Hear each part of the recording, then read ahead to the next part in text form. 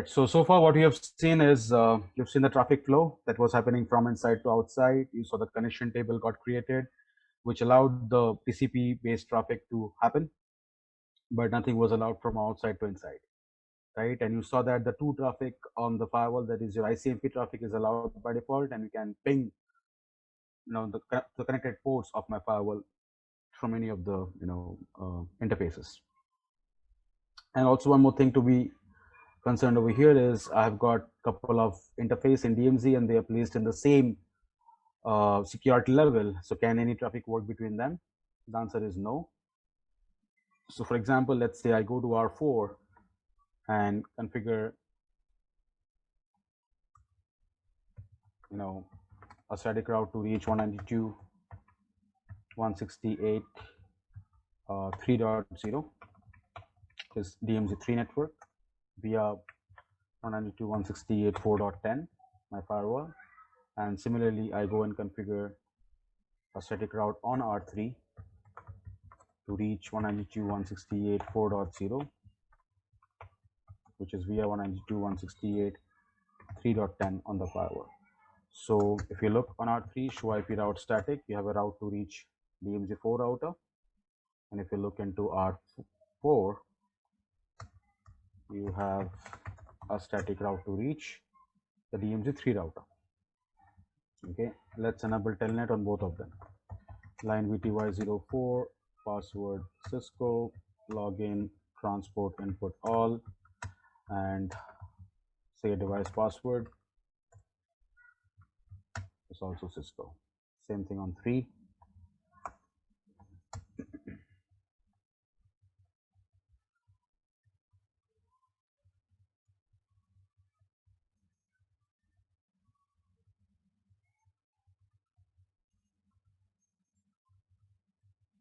Done with that. So now if I go to, let us say, R3 to R4, if I want to access using ping, I don't have a routing concern because routing is made for the firewall.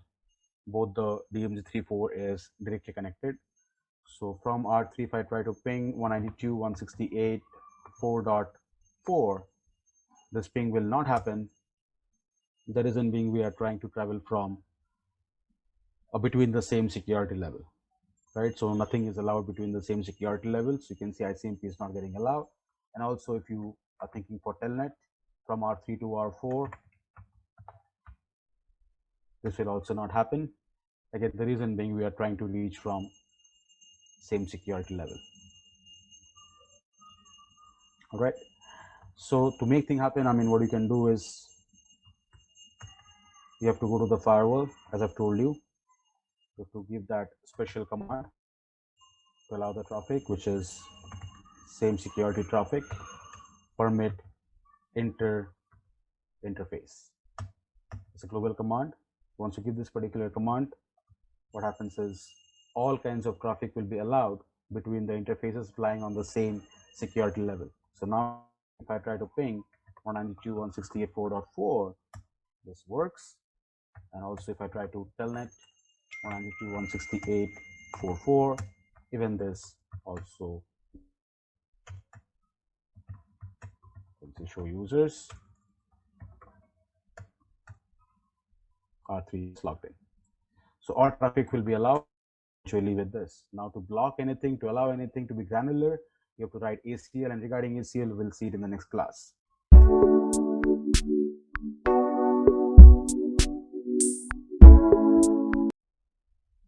All right. So now if I want to test the connectivity, how do I test the connectivity? From R1, if I want to test the connectivity with using pings. So answer me these things, guys. So now you know what we have done till now, right? We have configured the IPs, our routings are ready. We connected routes on the ASA, the initialization is done, and the basic IP addresses on the ports, the security level is configured. So now from inside router, let's say I'm trying to ping the ASA, which is 10.11.11.10. Will that work? ICMP is allowed as a 2 traffic. So I'm just sending a 2 traffic to the firewall port, and ICMP is there by default, so I can ping. The first packet will be dropped by default because of what? Why the first packet normally gets dropped? For the ARP resolution that is taking place. The rest, I mean, the pings will be successful. right? So similarly, I mean, you can check the connectivity from the firewall as well to other routers, just to ensure that everybody is working fine.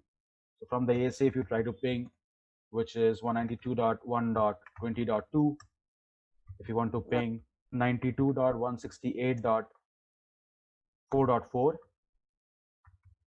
192.168.3.3, so DMZ43 are pinging, and also 10.11 or 11.1, my inside is pinging fine. So two traffic is working fine. Only what? Pings. So from here, all the two traffic that I've sent across, they're working fine. It's all about ICMP. But what about the through traffic now? Right, through traffic. So if I go to R1, okay, from R1, if I try to ping R2's IP address, can I ping? So from R1, if I go to R1 console, and if I say ping, which is 192.1.20.2, you think that will work? My ping works with ICMP, and by the way, ICMP has got multiple services, but two most important services are echo request and echo reply, right? So echo request will have a, so every ICMP headers, I mean, they go with one concept called as type and code value in the header. So echo request type is 8 and the code is 0. For echo reply, the type is 0 and the code is 0, right? So if I'm trying to ping from R1 to this guy, since I'm sending the traffic from high security to low security, and routing table, there is no concern because the firewall knows this network as connected route. So my ICMP echo request will travel from inside to outside. But what will not happen is the ICMP echo reply, when he will generate, the echo reply will come to the firewall. The echo reply packet will come to the firewall. But the firewall will say what? I don't have what? I don't have a connection table entry for you. I don't have a connection table. The first thing it checks that you have a connection table. The answer is no. If there is no connection table, then it will check what? ACL. Do you have an ACL for you to send ICMP reply packet from this IP address to this IP address? If there is no ACL entry, if there is no connection table, then it will check what? Security level. So security level says what? It is going from low to high. So it will be dropped. So which feature of your firewall is dropping the reply packet? The security level. How can you overcome that? By writing what? An explicit. In case of ASA, the ACL are generally called as the policies or firewall rules. When you think about rules, firewall policy, generally you control them by writing what? ACL. All right. So if you think like that, I mean, just notice and focus. I go to R1 and try to ping, which is 192.1.20.2. So first of all, I mean, this ping will not happen. The reason being, does R1 know regarding this destination network from its routing table point of view? R1 knows what? Only connected routes. Everybody, as of now, it knows what? Only connected routes. So for R1, it knows 10, 11, this 10 networks in the routing table. Apart from that, any other networks, which is non-directly connected networks for R1, it is not known. Agree? So if I go to R1, if I try to ping this destination IP of 192, what will be failing? I mean, the router itself will not send the traffic because routing table entry does not have the destination IP in it. So if I look into the routing table right now, or if you do a, let us say, small debug, just for fun, debug IP packet details, okay, and if you type ping, which is that 192.1.20.2, the outside IP, and see what is the debugs you get.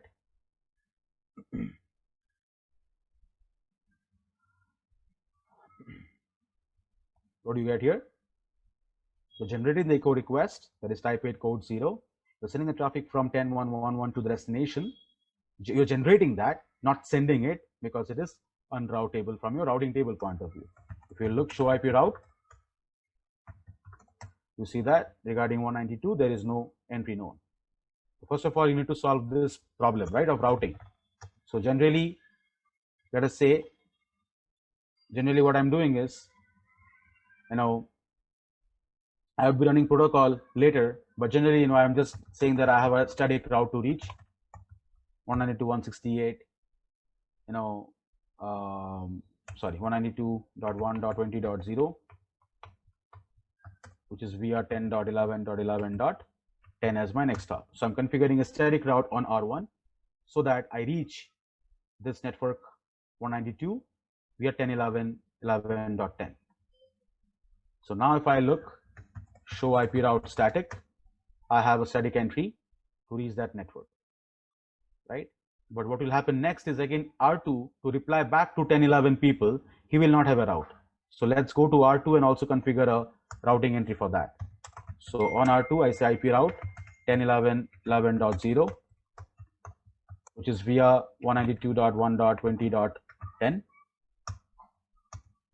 Okay. So now if you look for R2, show IP route static, you have this 10.11 network known to it via the firewall. So now regarding routing, there is no concern. So 10.11 know how to reach 192.120.0, and even R2 knows how to reach back to 10.11 network. But in this case, if you try to ping from R1, you try to ping, which is 192.1.20.2, though the routing issue is solved, but still your replies won't come back. All right. You can see we're running a debug on R2 that he is getting the echo request. So debug IP ICMP, if you do, you can see that R2 will be getting the echo request. Let's do it one more. You can see that R2, it is getting the echo request, and it is sending the echo reply as well to the destination of 10.11.11.1. But the problem is, the moment it reaches the firewall says, hey, listen, I don't have a connection table for you. Plus, I don't have what an explicit ACL defined to me to reach, from 192 to 10.11.11 network. Okay, so the security level is blocking it. So if you go to the ASA now, and if you see show con, or this is a command to see the connection table, you see what? There is no table as of now that is present. On the other hand, if I go to R2, right, and enable R2 as a telnet server, let us say I enable telnet over here. So command is, I think you guys know that, line VTY 0 space 4. So I give a password for telnet. I say login. I say transport input all, and I configure a device password. All right, so I enable telnet on R2. So now from R1, can I telnet to 192.1.20.2? So the answer is yes. Telnet will work because telnet protocol, is based on TCP. So once you telnet, how the packet flow or packet structure will look like. So you'll have a data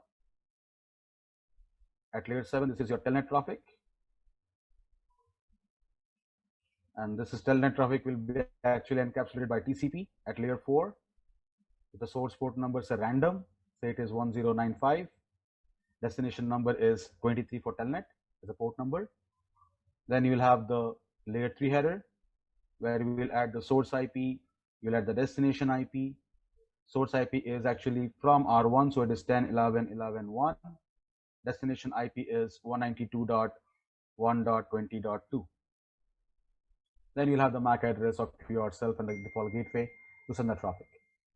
Right. So the whole idea is when this traffic goes from R1 all the way to the firewall says, I have a routing table to reach this, and you are going from high security to low security.